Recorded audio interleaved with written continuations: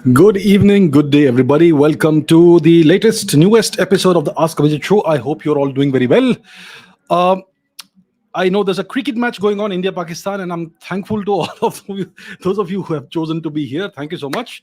Let's see who all is there with us. I can see Abhi, Rishabh, Alpha, Patel, Rudrik, Suvankit, Abhay again, Pranay, Rishi, Anirudh, Srinivas, Prabal, Hexim, Bamboo Zilis, Rishabh Kumar, Piyush, Divesh, Varsha Singh, Karan Alawat, Man, Darg Dutt, Eyes, Bonfire, Manav, Herbie on Wheels, The Walk, Tata K, KS Edits, Yash Rana, Manmat, Barkha Batra, Arnavo, Sketch with Sneha, Sagar, The Unknown One, Ritik, Bimla, Suvankit, Invincible, Poonam, Kumar, Rishi, Divesh, Riddles, Piyush, Dr. Nishchay, Pragnish, Mosam, Akash Rathore, Sanat, Jasjeet Singh, Anuj, Trupti, GK, Om, 2K World, Happy Worker, Explorer, and lots of other people. Good evening, good day to all of you, wherever you are.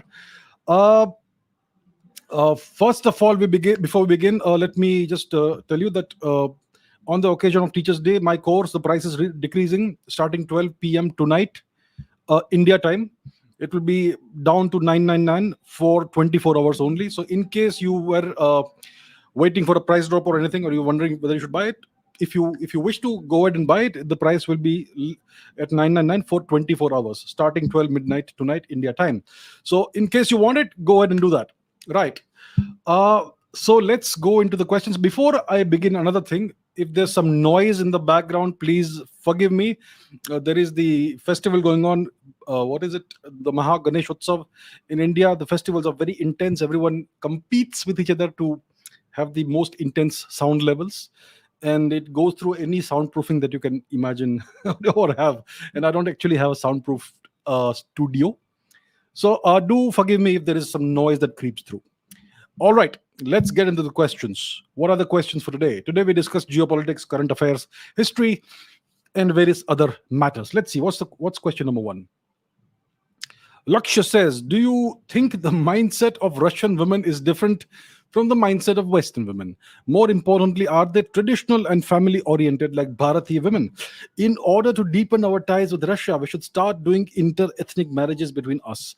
I call upon my bharatiya brothers to play a role in nation building. Lakshya, as far as I know, Russian women are more Eastern or more traditional than Western women. The attitudes of Western women are kind of not present among Russian women. They are more traditional minded, etc. As far as I know, yeah. So, in case you would like to participate in geopolitics and contribute to nation building by marrying a Russian lady, I would say go ahead. If there are any eligible Russian young ladies watching, please know that there is this young man, Lakshya, who is willing.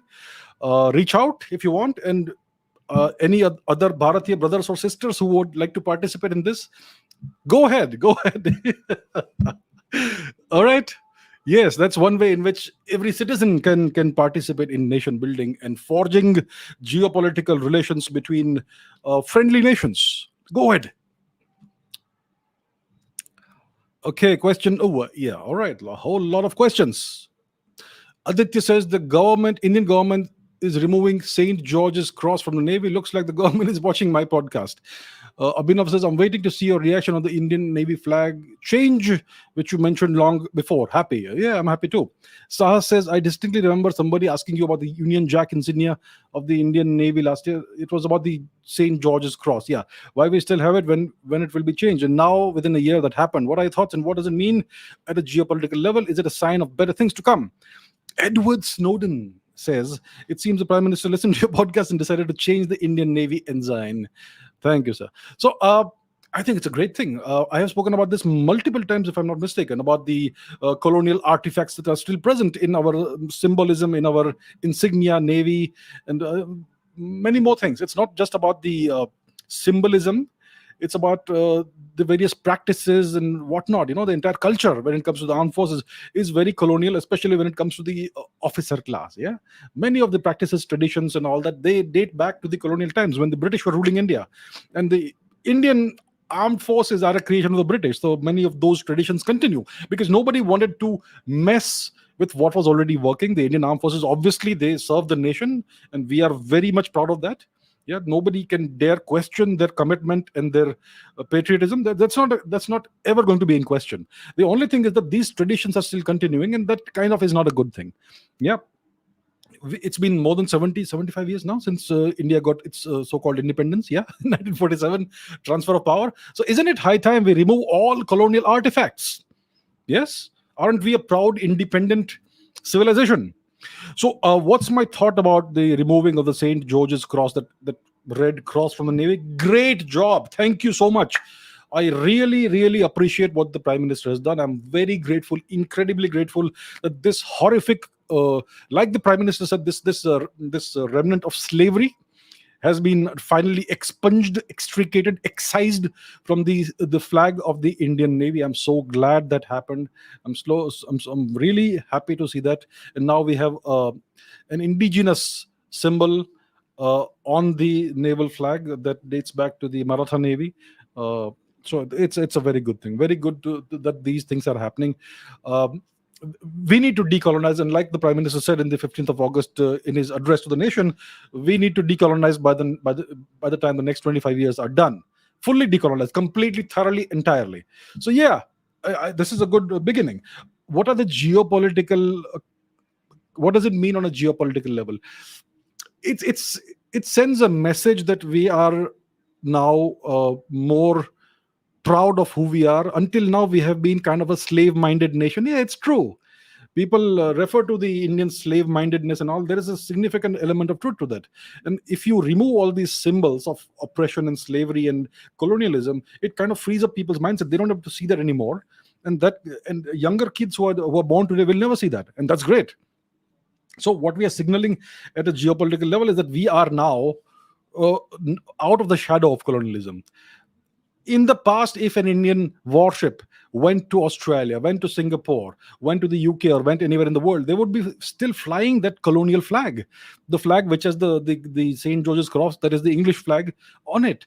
That tells the whole world that we are still colonized, right? Or we're still very proud of having been slaves to the British for 2.5 or 3 centuries. Yeah. So that is now gone. So it signals pride in being independent, and the throwing off of the last not the last, but some of the shackles of colonialism. It frees up your mind. It will probably give a whole different mindset to the sailors, especially the new sailors who join. Yeah, because they will never see that flag of slavery. It's great overall. Geopolitically, it is a signal to the entire world that we are now no longer bound by the shackles of colonialism, which we still were until recently, and we still are, and actually it's still continuing. There are so many levels at which mental colonization happens, and it's still there throughout the Indian system, the Indian state, the Indian institutions. But this is a good beginning. It's especially relevant in the armed forces. Yeah. So I don't know if the government is watching my podcast or not. I think they don't need to watch my podcast. They would have wanted to do this themselves at various levels. And it's something that coincided with the commissioning of the indigenous aircraft carrier. So that probably was taken as an appropriate, opportune time to make this change. So great job.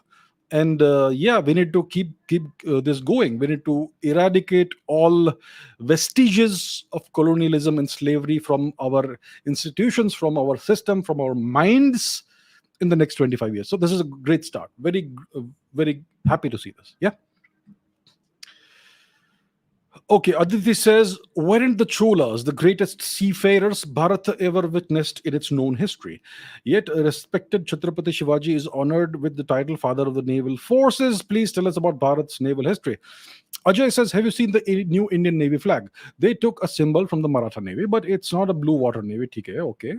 The most powerful navy was created by the Chola Empire. Is it not the Sikh mentality of North Indian politicians to choose and only promote their culture and customs? Yeah. And I had seen some other various other comments from some people saying that India has been betrayed because the proper Maratha flag has not been used with the saffron color and all that. So on the one hand, people from certain regions Some people feel that we have been betrayed because the chola insignia have not been used. Some people feel betrayed because the proper Maratha flag has not been used. Here's the deal, my dear friends: you can't please everybody. uh, the cholas, whether the greatest seafarers Bharat witnessed, we don't know. We don't know. There could have been greater. See, it's like this: before the British took over the country, yeah, by various means, the greatest navy that we had was the Maratha Navy, which was founded, you could say, by the great Lord Chhatrapati Shivaji Maharaj, right? We know that. And then we had great admirals like Kanoji Angre and various other great warriors and heroes of India, and naval heroes. So the Maratha Navy was the last great Indian navy. Now what we have is the continuation of the British colonial navy, but that's fine. Now we are putting our own flag on that. It's a version of the Maratha naval flag, right? Now before the Marathas, indeed the Cholas are the greatest navy, and they actually conquered the whole of, more or less, the whole of Southeast Asia up to the Philippines using this great navy. So some people say, why is Chhatrapati Shivaji Maharaj called the father of the Indian navy? Why not Rajendra Chola or Rajaraj Chola? Well, before the Cholas, you had Samudragupta, who had a massive navy. He had a great navy. So why not him? Why not Samudragupta? Why not the Gupta Empire and the Gupta emperors? Why do we not call them the fathers of the Indian naval forces? Before the Guptas, you had the Kalinga Empire, the seafarers, who Indianized the entirety of Southeast Asia way before the Cholas. The Cholas were 1,000 years ago. Kalinga was 2,000 years before the Cholas, and they traveled to Southeast Asia by ship. So should they not be called the fathers of the Indian Navy, the Kalinga, the great Kalinga people of Kalinga? Yeah. And before Kalinga, we had the Vedic age, which describes in the Rig Veda. There are descriptions, which Vedic text I don't remember. There are descriptions in the Vedic texts of ships with 100 oars. That's a massive ship. Yeah. So why not the Vedic people? And if you talk about the Vedic people being the fathers of the Indian Navy, well, the Vedic people are the ancestors of all Indians. So there we go. Stop fighting and stop nitpicking about this goddamn things. That's all we do. Fight among each other. Why not this? Why not that? Why not this? Why not that? Enough of this nonsense. It doesn't matter. We need to remove the colonial symbols from the Indian naval flag. It's done. Now, the government decided to put the Maratha thing. Great. We are all, in some way or the other, we all bear the legacy of the Marathas. Right? So what's the problem? Why do we have to keep fighting amongst each other all the goddamn time? It's just annoying, and it's frustrating to see Indians fighting among each other for little symbols. Whatever symbol has been thrown out, that is what you should celebrate. And whatever symbol has been used to replace it, it's an Indian symbol. Own it and take pride in it. That's it.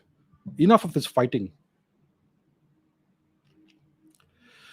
Okay. Rajat says Bharat's first indigenously built aircraft carrier, INS Vikrant, has finally been deployed. What's your take on the same? Is it going to be an asset geopolitically and or militarily? Ananda says INS Vikrant is finally commissioned. I know you've criticized building aircraft carriers. You focus on expanding the lethality by submarines and frigates and all that, rather than concentrating on aircraft carriers. Still, do you see any positive outcome of this development? If yes, what are they? And how would you like the Indian Navy to go about in the next 25 years? Okay. So first of all, let's look at it in this way. It is a fantastic thing that the indigenously built and developed and constructed aircraft carrier INS Vikrant has been deployed, commissioned. It is now fully operational. It's a matter of great pride for all Indians. Understand the achievement. There are only 4 or 5 nations that are capable of building a warship of that size and that capability. Now India has done it. India has demonstrated it can do it. It's a fantastic achievement as a nation, from a technological perspective, from a military perspective. So India has the capability to build giant warships, and you can take the same thing forward. The INS Vikrant is what's the tonnage it displays? 40,000 tons, 45,000 tons. You can extend the same technology and make an 80,000 ton warship. So it tells you what India is capable of, what India's engineers and builders, etc., scientists, all that, naval designers and naval builders are capable of. It's fantastic. So it tells the world that India is at that level, the top, the elite engineering, naval engineering nations in the world. Yeah, we are there. It's great. Uh, is this aircraft carrier going to be an asset geopolitical or militarily? See, let's understand the role and the relevance of aircraft carriers. Aircraft carriers. When was the last time an aircraft carrier was used in an actual hot war between evenly matched nations? Second World War. That's the last time aircraft carriers saw proper combat between two evenly matched forces. And look at the casualties on both sides. How many aircraft carriers are at the bottom of the seas? Yeah. So aircraft carriers are difficult to uh, defend in the when you are evenly matched. Aircraft carriers have a certain relevance. They are very relevant in peacetime when you are a massive nation and you want to project force in various parts of the world. So let's say you are the United States, you are a superpower, and you want to demonstrate to smaller nations that we are the big dog out here and you dare not bark at us. So then you send your aircraft carrier sailing around. Yeah. And that nation knows they dare not touch it or do anything about it. And the very size and scale and the number of aircraft it carries, it is intimidating. It's scary. A single ship can essentially annihilate a whole nation. That sort of thing. But will the Americans dare to send an aircraft carrier close to Chinese held waters? They do it in the Taiwan Strait, South China Sea, etc.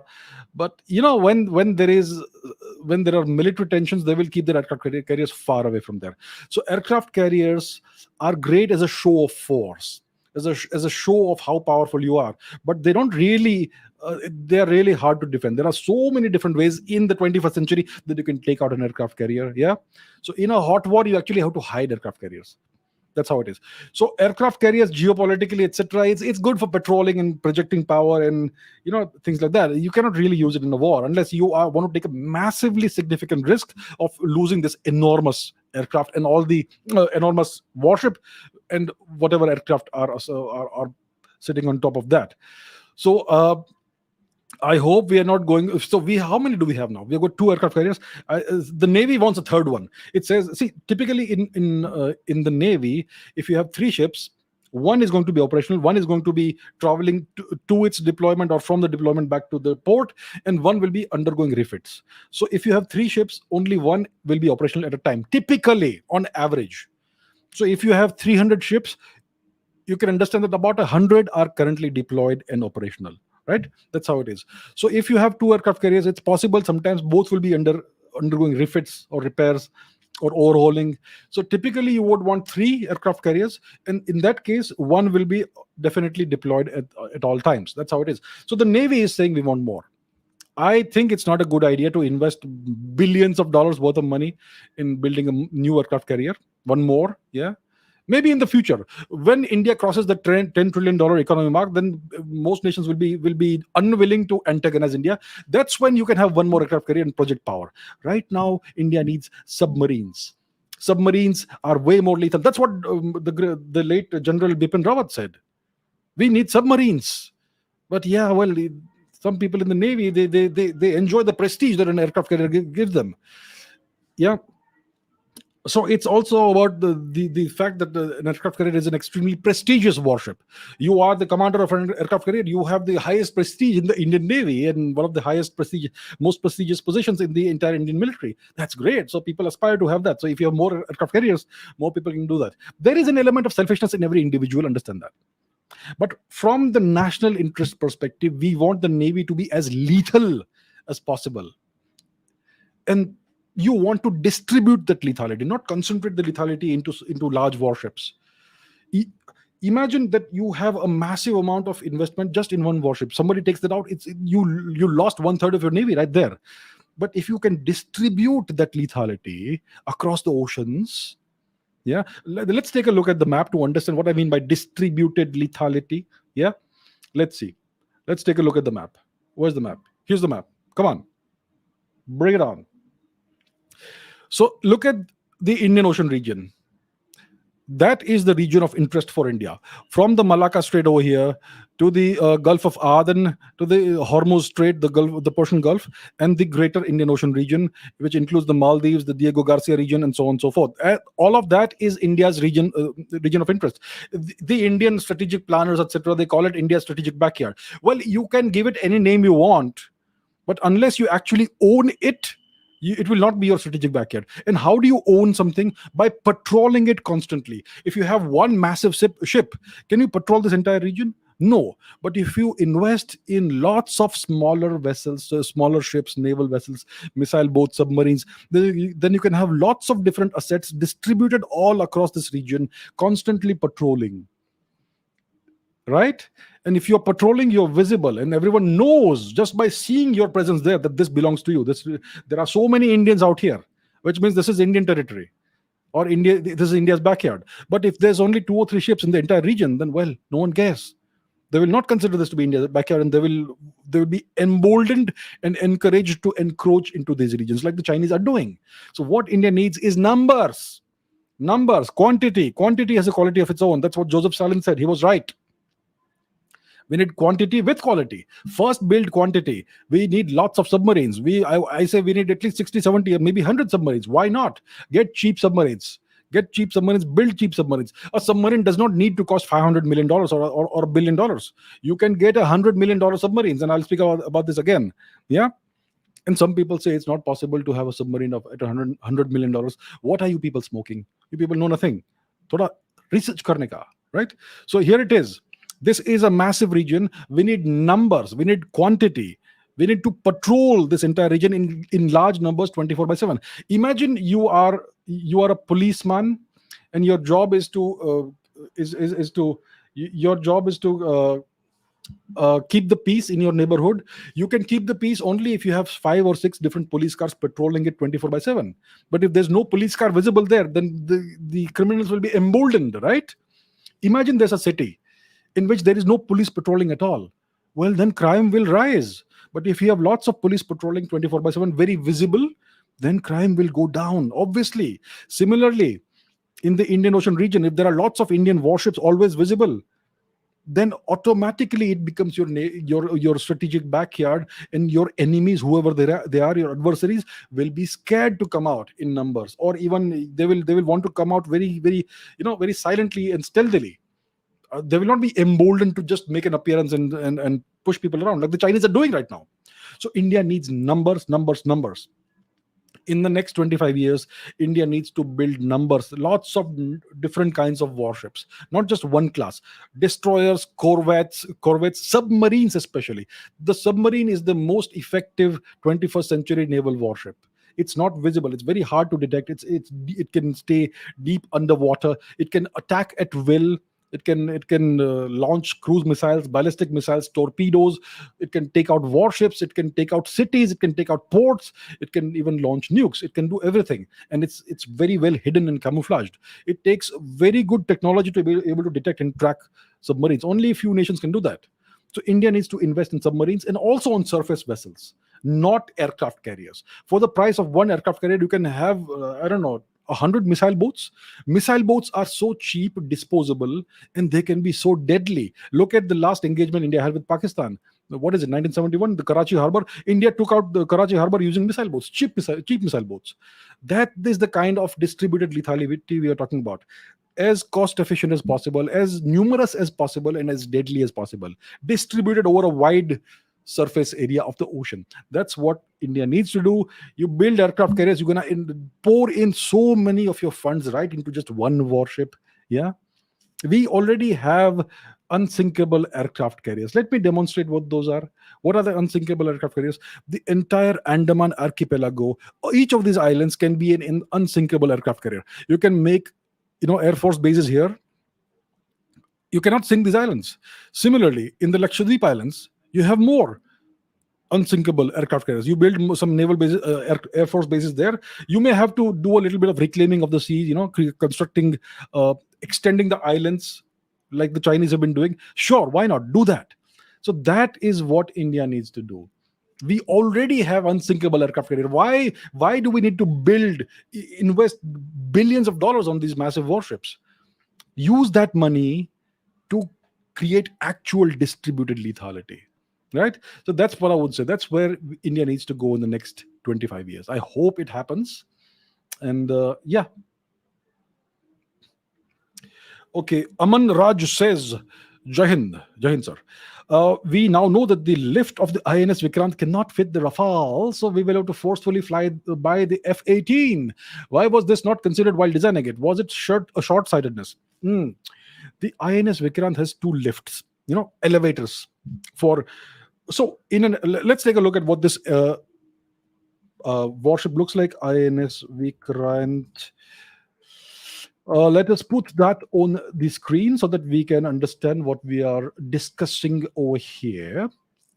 INS Vikrant. So, do we have a schematic or something? Okay, so typically this is what the aircraft carrier looks like. If you can see, it's a multi-storied ship, and you will have aircraft. Right now, it doesn't have any aircraft on it right now, but you will have aircraft on the surface level of the ship, parked over there, and you will have some aircraft that will be under the surface, inside the ship. And those will be the aircraft that need some refits or some small repairs or whatever, some overhauling. So those aircraft will be taken below the deck, and all that work will be done under the below the deck. So there will be compartments and hangars below the deck where you can keep some aircraft and you can work on them. The mechanics can work on them. So to bring those aircraft from under the deck to the actual flight deck, there will be a couple of elevators. So I'm not sure if they're visible here or not. The thing is this: these elevators have a certain width. Now we know that the Rafale, its wingspan, the breadth of the wings is about, I don't know, 10.9 meters, something like that. Yeah. And the F-18 is 9 point something meters, and so on. So the elevators of our aircraft carrier, the latest one, are, I believe, too narrow to accommodate the Rafale. So unless the French can provide Rafale aircraft which have foldable wings, the Rafale, unless the French can do that, we will not be able to put Rafales on this aircraft carrier. That's for sure. The F-18-2 is just barely able to make it by a few centimeters here and there. So even that would not be actually a good idea. So what kind of aircraft would actually fit comfortably in these elevators? It would either be the MiG-29, which India already uses, or a future version of the Tejas fighter plane. So there was a deck-based fighter that India, a naval version of the Tejas was proposed. It was a prototype, or one or two prototypes were built, and they were able to land on these aircraft carriers. That was demonstrated, the ability. So maybe that, but the Navy has rejected the naval version of the Tejas, so that seems to be out of the question. And maybe a future twin engine deck based fighter that is currently under development, a future version of the Tejas family aircraft, that sort of thing. So either India buys a few F-18s, 30, 40, whatever, American aircraft, which are reasonably good, or India continues with the MiG-29s, which are, well, it's a good aircraft, but it's a kind of old aircraft, So that's the two options India has right now. Either invest in more MiG-29s, or buy the F-18 and make it somehow work on those narrow elevators, or ask the French to provide Rafales that have folding wings, in which case everything works fine. Maybe the French can do that. Or then wait for the twin engine deck based fighter, which is another 7-8 years I don't know how long it'll take. Maybe by 2030, 2029, 2028, I'm not sure. So these are the options we have. Now, what's the reason why we developed, we designed, or we built these elevators, these lifts that were narrow and too narrow for the Rafale? I'm not sure what was the reason for that. Maybe the aircraft carrier was designed a long time ago. I am not sure what the history is, but that's where we are. Maybe it was on purpose. Maybe we did not want certain aircraft, or maybe there is some agreement between India and France that they will provide Rafales with folding wings or whatever. Or maybe India just wanted to go ahead with the MiG-29. Or maybe India wants to appease Uncle Sam and buy 20, 30, 40, whatever F-18s. I'm not sure. So that's where we are. So that's what these are the options that India has vis-a-vis the INS Vikrant. If it is operational now, we need aircraft on it, obviously. I think it can carry 30 aircraft, which is a reasonably okay number. Yeah. So it'll be, so let's see what India goes for. These procedures take a long time. I hope they speed it up and make it operational as soon as possible. So the warship is now operational. It can sail wherever it wants, but it still needs its contingent of fighter planes. So that's the next step. So I'm not sure. Let's see what decision the government makes. uh, if the French can provide Rafales, it's great. Rafales with folding wings, because India already uses Rafales. The Rafale is an excellent jet, no doubt about it. Uh, so ideally, the French give us Rafales with folding wings, and that would be the best possible option for India. Okay, Samarth says, what's your opinion on Africa's offer to India as they cannot repay certain loans? Should India go ahead with the offer? So, what offer is being mentioned over here? Uh, so, India has been offering lines of credit to various African nations. The total line of credit, I believe, is about 30 or 40 billion dollars thus far. Around 30, 35, 40 billion dollars, roughly.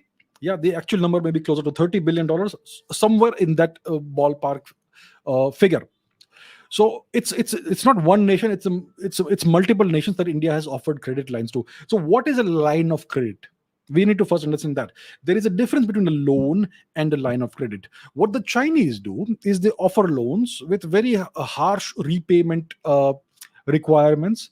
The rates of interest are very high, and it's typically a given that that nation will not be able to repay it.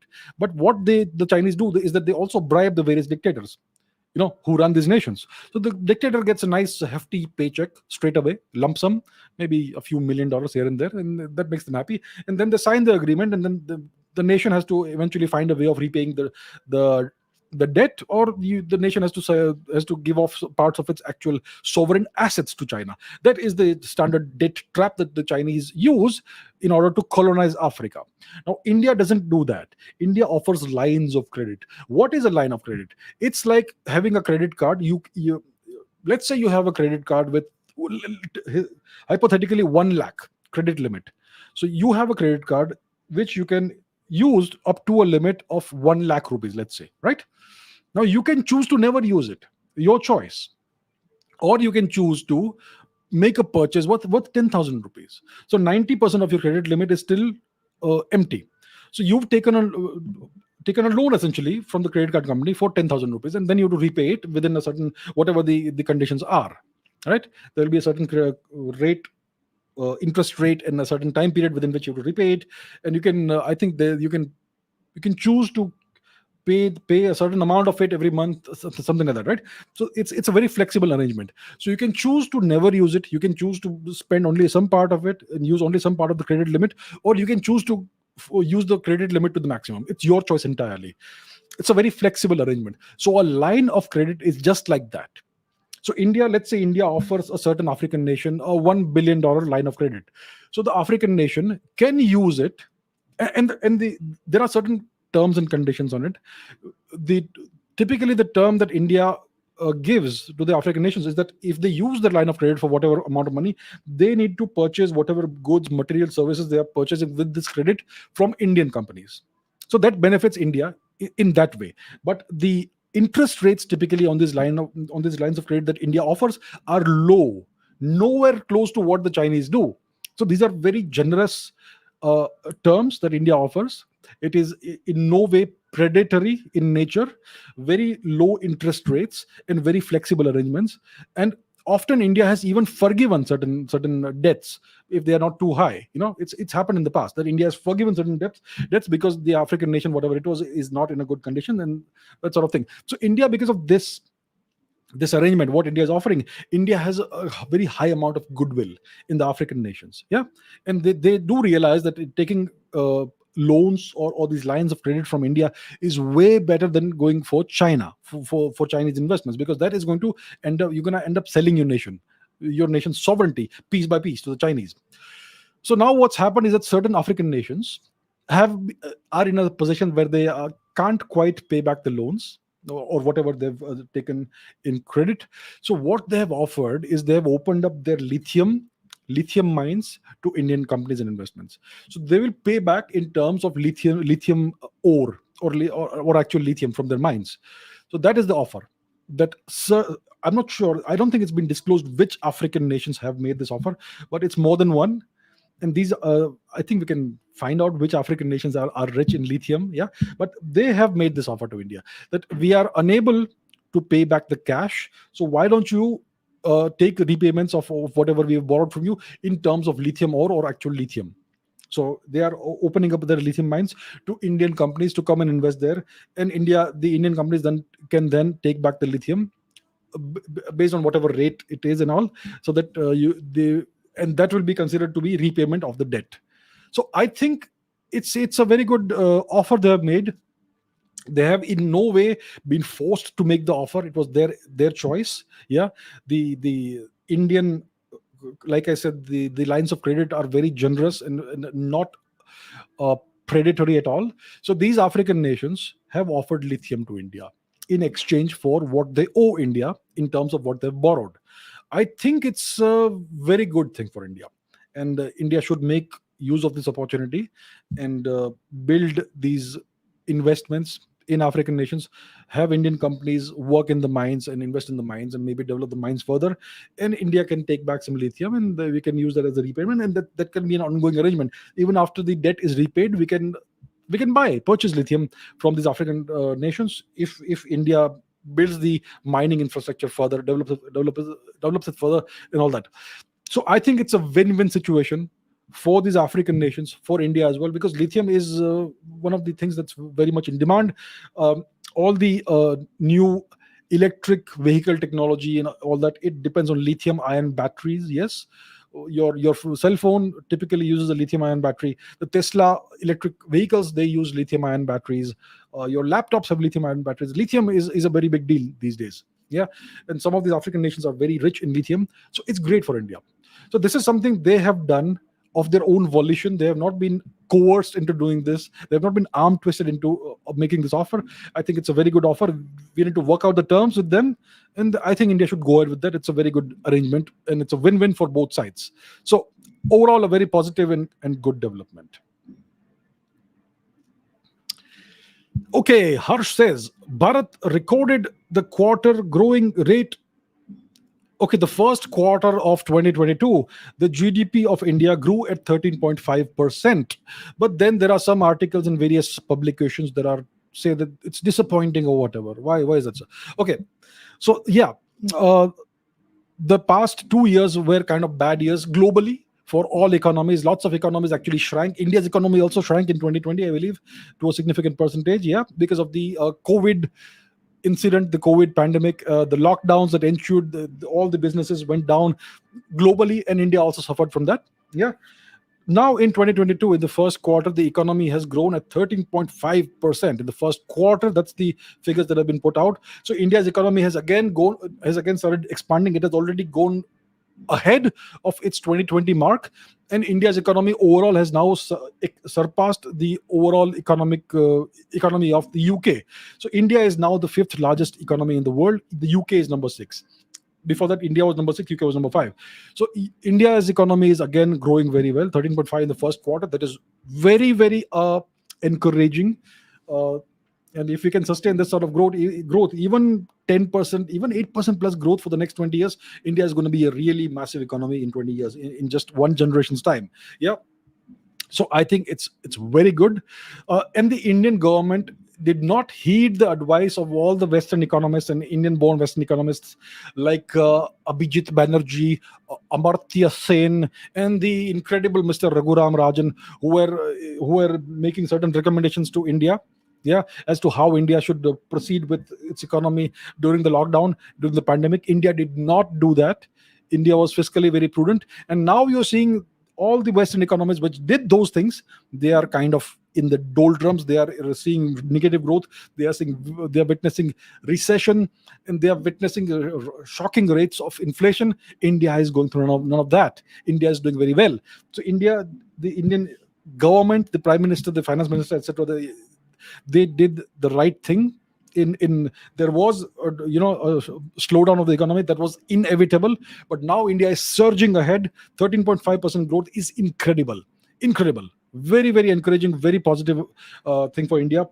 It looks like India may cross $5 trillion by 2025, by the end of 2025. India seems to be on target for that. So that is an extremely good development. India, the outlook is very positive for India.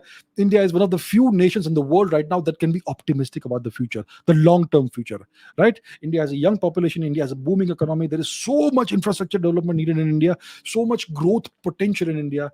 Overall very positive. Some articles say it's disappointing, they can go to hell, who cares?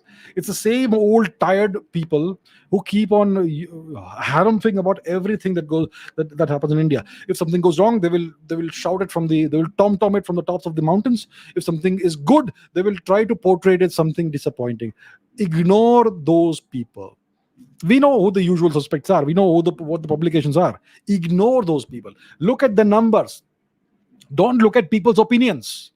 Don't look at people's interpretations. Don't look at people's opinions. Everybody has a nose. Everybody has an opinion. Ignore opinions. Just look at the hard numbers, and then you can make your own judgments using the goddamn intelligence that the gods gave you. All right. So I don't care whether some people are disappointed and whether some people have written long articles so that it's nothing great and all that. They are jealous. and they are disappointed that India is doing well. Yeah. So India is doing very well. The economy is growing. It's growing faster than what I had hoped for, which is I'm extremely pleased to see that. And let's keep this going. Yeah. India will most likely seems to be on track to eclipse the $5 trillion mark by 2025. And then the next figure is 10, which we need to all work towards. Yeah. So this is great. Very good development. And especially good, nice to see us eclipse the UK, the former colonial oppressor. Yeah. So they are experiencing 0.2% growth or something like that, or 1.2% growth, whatever it is. And we are witnessing more than 10 times the growth. Good for them.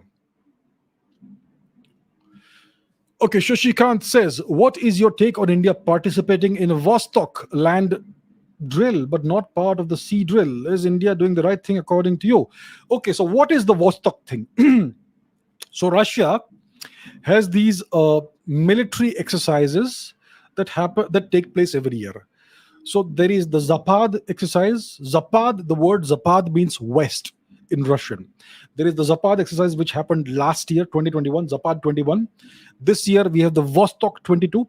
Vostok, the word Vostok means east in Russia. So Zapad, Vostok, Center, which means center, and Kavkaz, which means the Caucasus region of Russia, which is the south part of Russia. Let's go to the map and take a look at what it means. So where is the map? The map is here. So the Caucasus region is over here.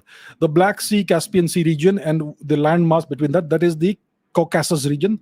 That's where typically the Kavkaz exercises take place. The Zapad exercises take place in the west of Russia, in which includes Belarus. The last year, I think Belarus was also part of that, and various nations take part. So we had Vostok, which is in the west, Zapad in the west, Kavkaz in the south. Center is typically somewhere in the central region of Russia, and Vostok happens in the far east of Russia. These are strategic level military exercises, not tactical level. These are large scale military exercises, and they serve to demonstrate. They serve many purposes. They serve to demonstrate Russia's overall capabilities, military capabilities, using all the various branches of the military, the army, the navy, the air force, and whatever else is involved. Yeah. And various nations take part in it. They serve to prove various military strategic concepts and various tactics and strategies they are planning to use in an actual war.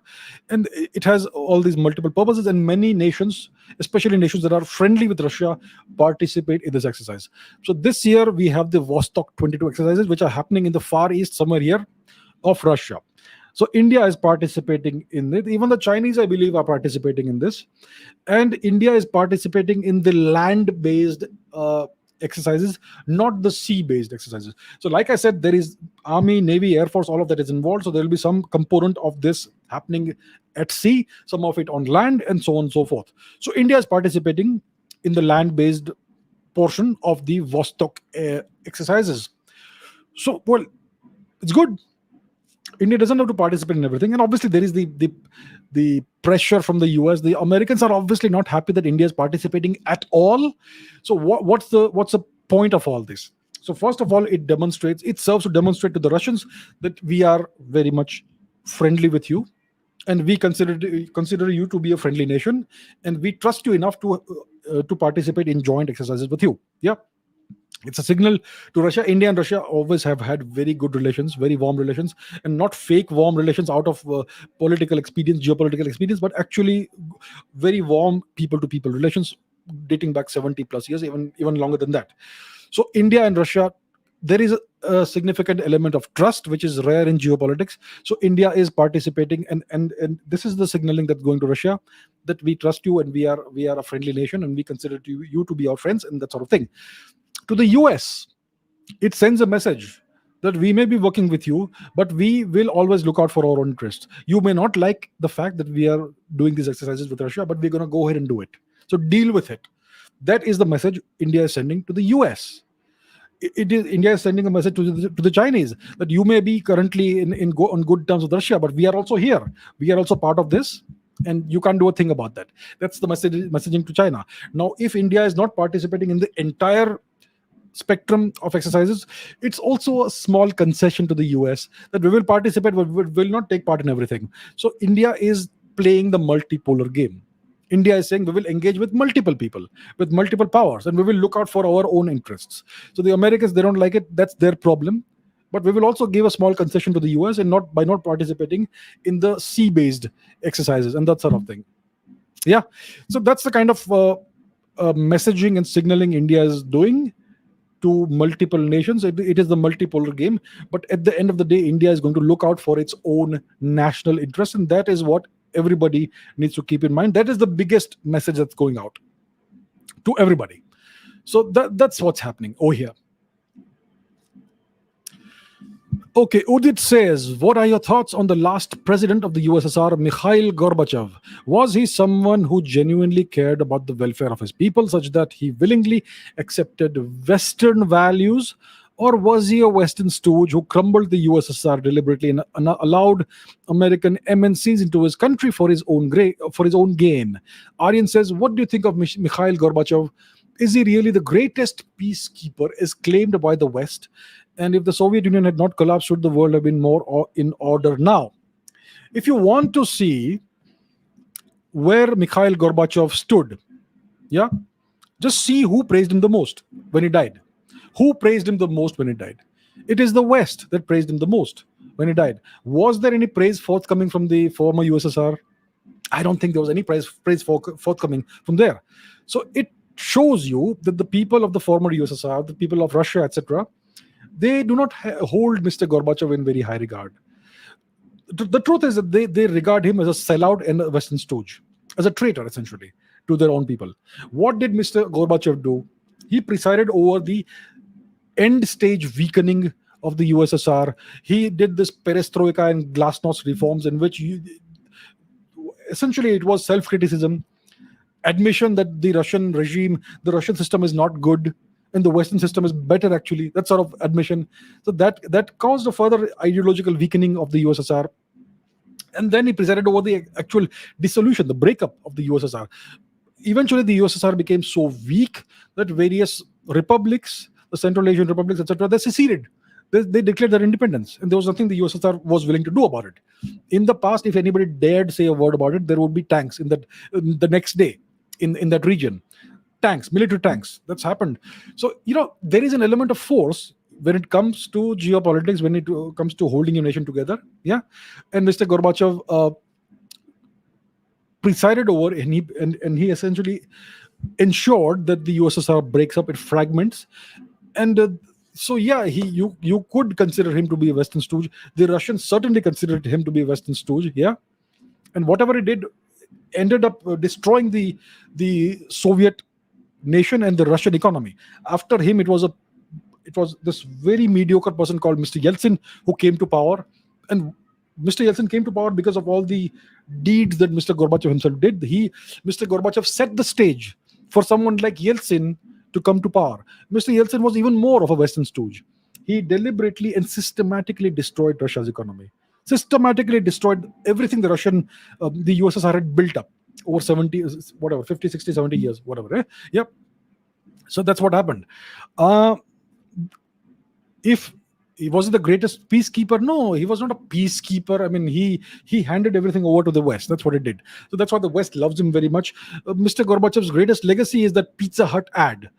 uh, I'm sure you can still see it on YouTube. Just type in Gorbachev Pizza Hut. That was his greatest legacy, selling out the Russian economy to the Western MNCs. So the Russian economy was destroyed during Yeltsin's time, and Mr. Gorbachev was making ads for Pizza Hut, asking Russians to put money into Western MNCs. Yeah, so that's his legacy overall. A very mediocre person, the person who presided over the destruction and the dissolution of the USSR. I'm not saying the USSR was a great thing. It was oppressive in a lot of ways on its own people, on various other nations as well. That's true. But any great nation, any great superpower has elements of this to it. Yeah. So overall, his legacy is like nothing to write home about. Okay, Asmita says, what's your take on various claims and reports on China's illegal occupation since 2020 of some of the Indian territory in Ladakh? Whether it is Indian territory or disputed land along the LAC, which is in between, what's the best course of action for India in this matter? See, the Chinese have encroached into Indian territory since the 1950s. Yeah, they have been doing this, and they have refused to demarcate the border. So now what we have is that the Indian army and the Indian nation ensures that the Chinese don't come beyond a certain line. They are always constantly trying to push forward. Now the situation is reasonably stable. There are these incursions that happen. I think India is also doing certain actions of its own into the territory that the Chinese claim to be their own. Yeah, there's this ongoing tug of war. Everything China occupies is illegal. The Chinese occupation of Tibet itself is illegal, right? Now, some media reports keep coming in that the Chinese are building a village in Indian territory, or they have encroached 3 kilometers here or 3 kilometers there. And typically, these media reports come from various certain quarters, which are very much anti-India. I'm talking about the Indian media. Yeah, there are certain elements of the Indian media, the legacy media, there are very much anti-India and anti whatever political dispensation is in power today, right? Their overall approach is anti-India, and they are often on the payroll of various outside forces. I'm not taking any names. You can leave it to your imagination if you want to. Yeah, and they typically come up with these reports. And when you fact check the reports, you will realize that whatever village is being built is on territory they have been occupying for a very long time. For a very long time. That's what's happening. Recently, just last week or this week itself, reports appear in Twitter of some video of Chinese soldiers doing something on Indian territory. And when you fact check that again, you realize it's on their side of the LAC, the line of actual control. So these media agencies have been doing this constantly, trying to make the Indian public lose faith in the Indian military and the Indian government. What's actually happening now is that India is in the strongest position in the past so many decades vis-a-vis China. India has taken a very hardline approach to any Chinese incursion. We saw it in the various clashes that happened in the past 2-3 years. There was a Doklam thing in which India stood firm and refused to allow China to intrude into the territory that is Bhutanese territory. Yeah. Then we had the clash that happened in which 20 Indian soldiers died and like 3,000 Chinese soldiers died. Not 3,000, but like 50 or maybe 100. Yeah, they have tried to cover it up, the Chinese, and that sort of thing. So India is standing very firm. This government has had the most hardline approach against Chinese incursions and aggression of any government we can think of. Yeah. So the thing is this: don't depend on the media. Don't believe everything the media says. What's actually happening at the LAC is not supposed to be known. Okay, it is not for us to know it. These things, they have to be kept secret by the government for various reasons, for national security reasons, because there are elements within the Indian nation, within the Indian population, we know that they are in some ways anti-India. There is the 2.5 front war that very high-ranking people have spoken about. There are elements within India, so we cannot reveal everything to the Indian population. Certain things are always kept under wraps, no matter which nation you're in, whether it's the US, whether it's Russia, whether it's China, whether it's France, whether it's Switzerland, whether it is the UK. There are things that concern national security, and they are kept secret from your own public for the good of the nation and the long term prosperity and national interest. Yeah. So, and there will always be certain elements within your nation that will try to serve foreign interests. Look at who is funding these various media outlets. Look at where the sources of funding are, and then you will know. You just have to follow the money. But nobody has the will do the due diligence, and the people will believe whatever is being said. So here's the deal: don't trust everything the media is throwing at you. The media wants sensationalism. Much of the media is anti-India. The Indian media, much of it, unfortunately. The best course of action for India is to grow its economy. If you grow your economy, you will grow your military. If you grow your military, the Chinese will be more and more wary of trying to tangle with India. Simple solution. It's a simple solution to all the problems. The best course of action for India is to focus on growing its economy and then correspondingly making its military more and more powerful. That is the only solution to all the problems vis-a-vis China, vis-a-vis any other nation. Yeah. Prajwal says, what's your opinion on Mount Kailash, a sacred place for Hindus, being currently part of Chinese occupied territory? Okay, let's take a look at where Mount Kailash is. It's in the Himalayas, north of India. It's in Tibet, essentially, what we now call Tibet. I apologize for the incredible noise that's coming in, but that's just how it is. Mount Kailash. Where is Mount Kailash? Let's take a look at Mount Kailash. And they have some goddamn Chinese name over it right now. Kangrin Bokwe Peak or whatever.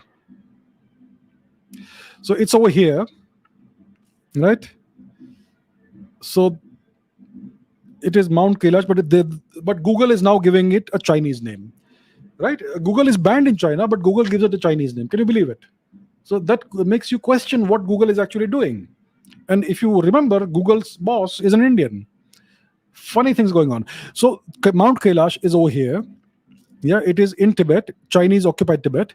It is one of the holiest places in Hinduism, in Buddhism, in Jainism, in the born religion of Tibet, and perhaps the Sikhism. I'm not sure what Sikhism is, whether the Sikhs consider Mount Kailash to be sacred or not. I'm not sure about that.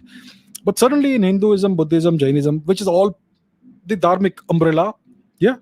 So Mount Kailash is one of the most sacred sites. It is the abode of Lord Shiva himself. And it is currently in Chinese occupied territory. What is my opinion about this? I think it is completely unacceptable. Unacceptable. It is a shame for all Indians, as long as you are living and breathing, if Mount Kailash is occupied by the Chinese and the Mansarovar Lake. It is a matter of great shame for us. And we need to take proactive measures to ensure that this illegal and despicable occupation of this holy site is ended as soon as possible. How do we end the occupation of Mount Kailash by the Chinese? By growing India's economy, making it cross $10 trillion in value. That way, India's military might will increase, and then we will be able to evict the Chinese from Tibet. That's the solution to all the problems, right? So work on that. Okay, Lage Raho Online says, at present, our subcontinent, including all neighboring countries, are facing many natural calamities.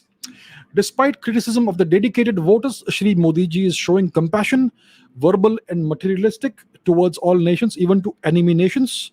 What is the significance of this geopolitical move? What's your take, big bro? Okay. So what is being asked essentially is the situation in Pakistan. In Pakistan right now, you have this terrible flooding that's happening. I heard more than a third of the nation was underwater a couple of days ago. I'm not sure what the situation is today. So Mr. Modi, Prime Minister Modi, had tweeted condolences and that sort of thing, to the Pakistanis, saying that it's terrible this has happened and we wish you well, and something of to that effect. A compassionate tweet about what's happening in Pakistan. And maybe there was the possibility of India sending some material aid, maybe monetary aid, financial aid, or some other kind of aid to Pakistan. It's not been decided yet whether it's going to be done or not. But yeah, there is the possibility that India may send some aid to Pakistan in its hour of need. So lots of people are upset. Lots of people say it's a terrible thing. We are feeding the snake. We are feeding our enemy. The Pakistanis have always indulged in terrorism against India. They want India destroyed. They want India dead. But why are we helping them? See, it's like this. Whatever aid India gives to Pakistan, if we actually send some aid to Pakistan, it's not going to be a massive amount of aid. It's going to be maybe $10 million worth, maybe $100 million, which in the grand scheme of things is peanuts. Yeah.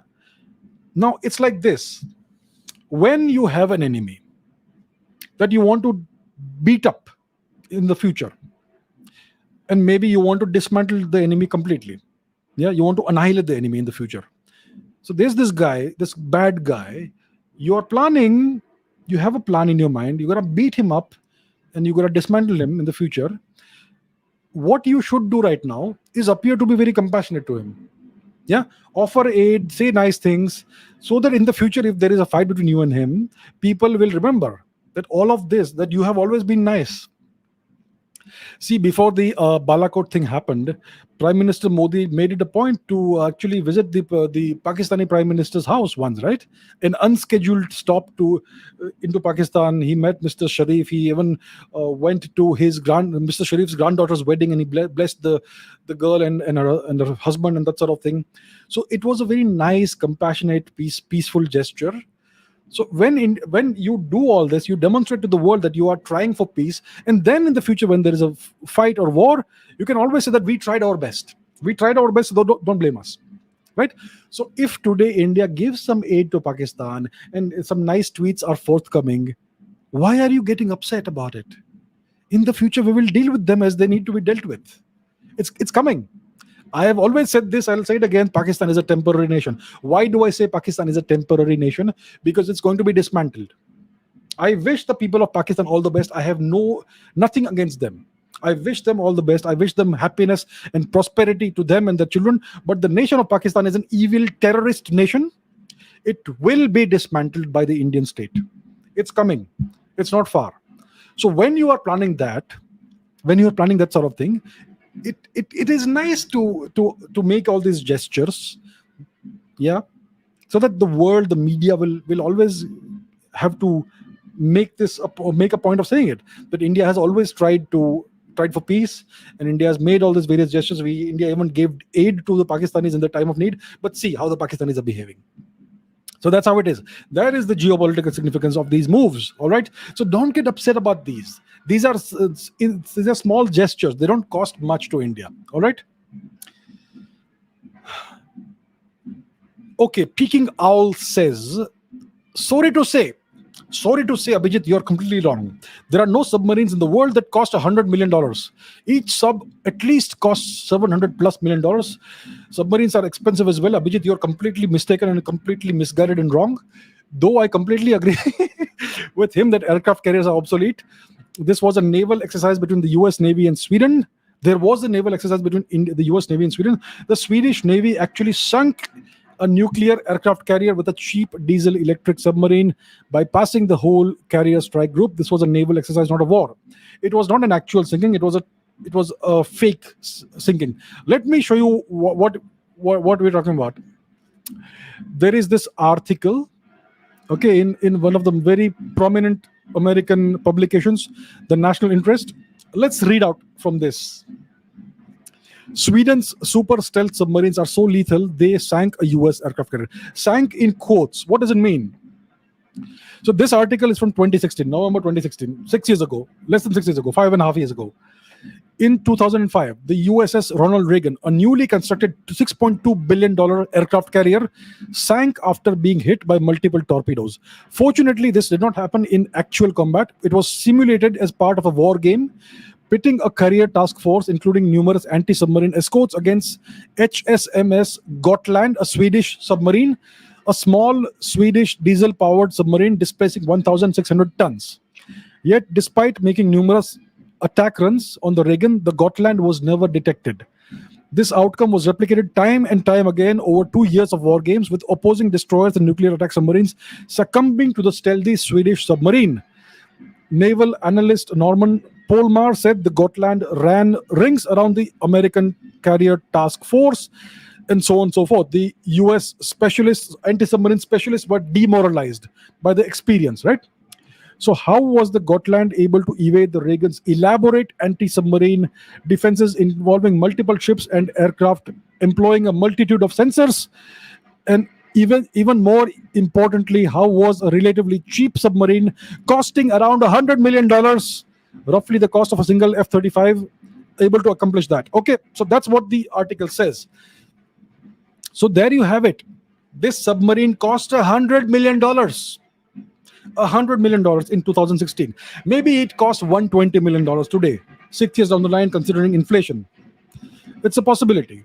But I was right that submarines do cost $100 million. One of the best submarines in the world, the Swedish Gotland class submarine, costs only around $100 million. That's how cheap and inexpensive it is. It is a diesel electric submarine, right? So yes, it was a naval exercise which was repeated multiple times over 2 years, and every time this submarine was able to evade the anti-submarine defenses of the entire aircraft carrier strike group. It was able to penetrate the defenses and take out the US aircraft carrier in a simulated exercise. That tells you that a single submarine can take out aircraft carriers. That's how vulnerable aircraft carriers are today.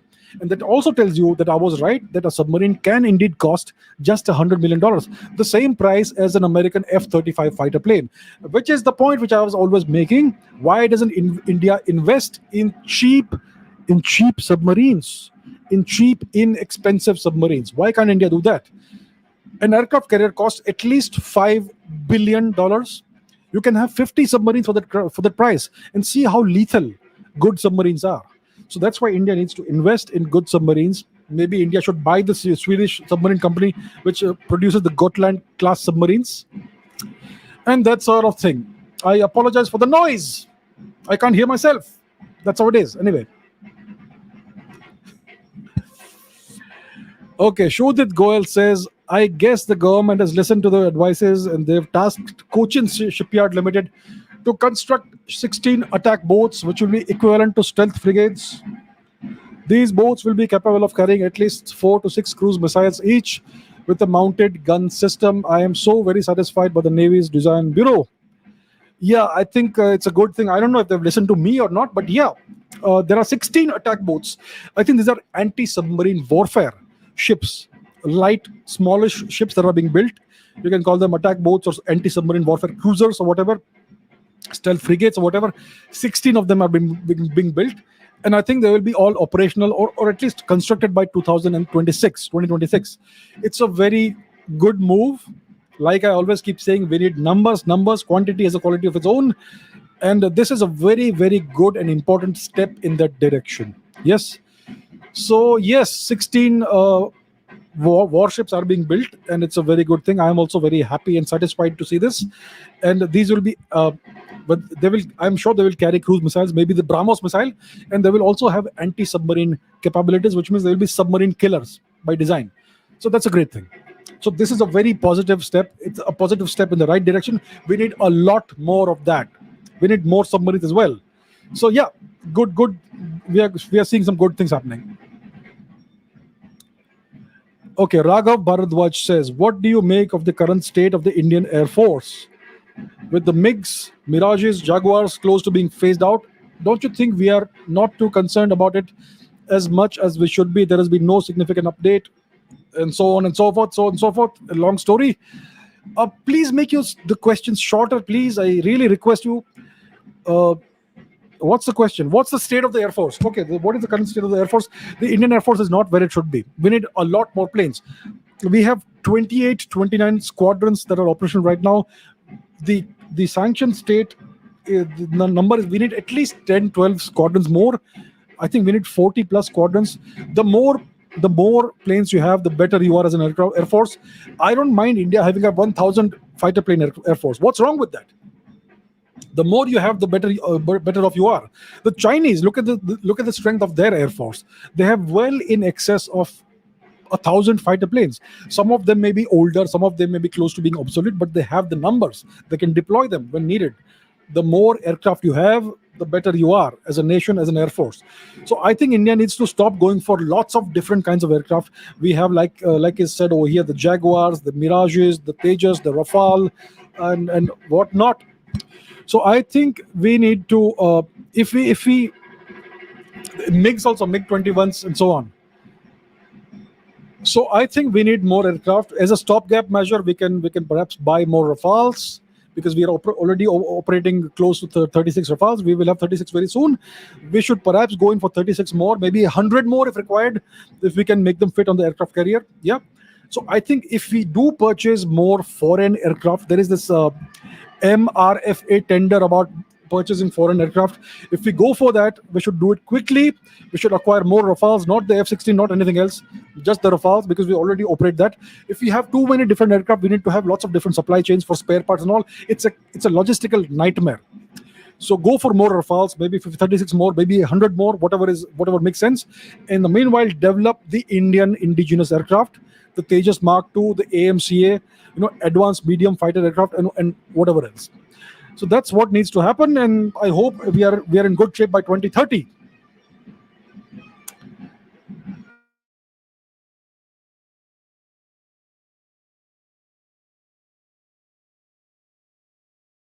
Let me take a look at the comments. What people are saying. Are you able to hear the noise outside?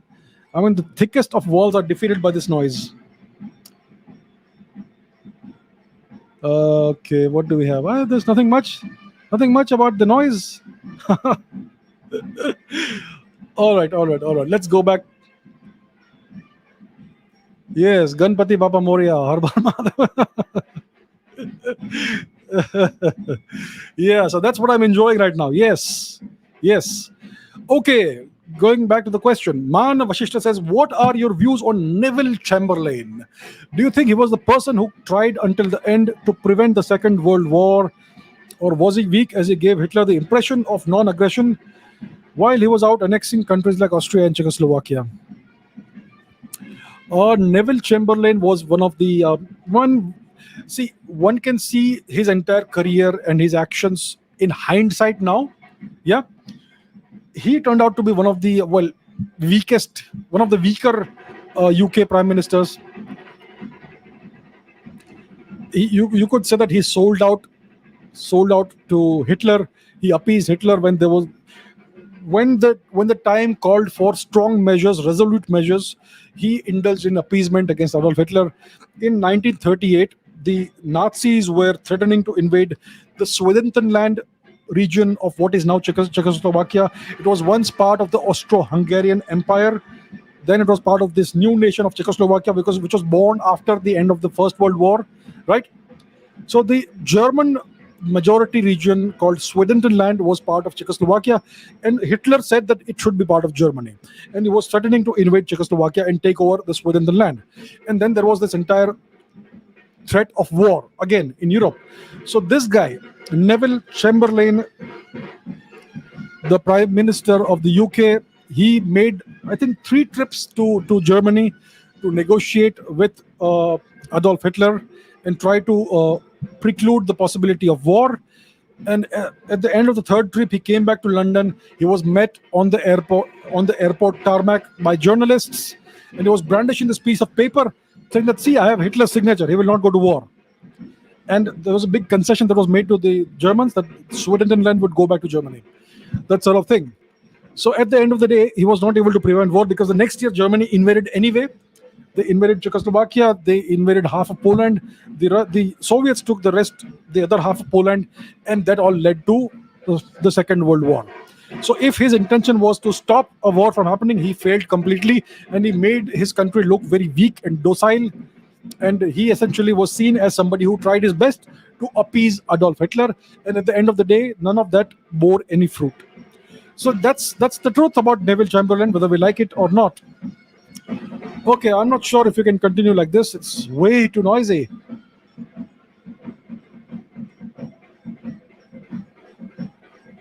Yeah, very right. Okay, let's take some more questions. Man Vashishta says, which mistake do you think proved more expensive for Napoleon Bonaparte?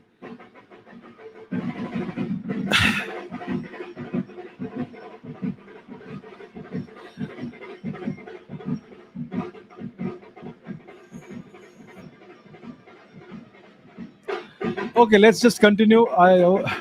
let's just. The thing is, I can't hear myself. Anyway, Man Vashishta says, which mistake do you think proved more expensive for Napoleon Bonaparte?